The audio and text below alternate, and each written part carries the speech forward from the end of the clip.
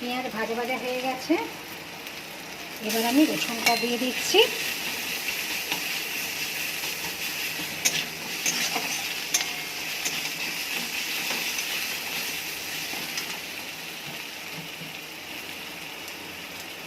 আদা দিয়ে দিচ্ছি,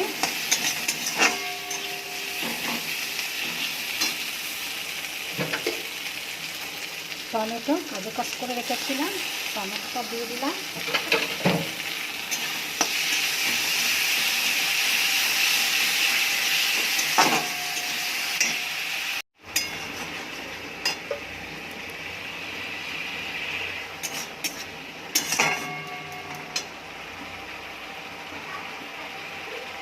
হলুদ দেব,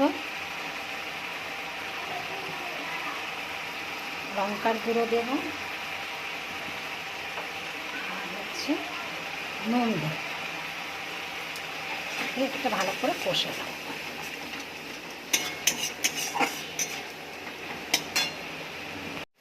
মশলা কষা হয়ে গেছে,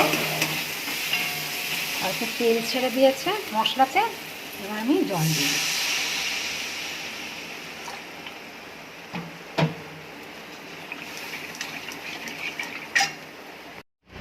ঝোলটা ফুটে যাচ্ছে, এই মাছগুলো এবার আমি দিয়ে দেবো।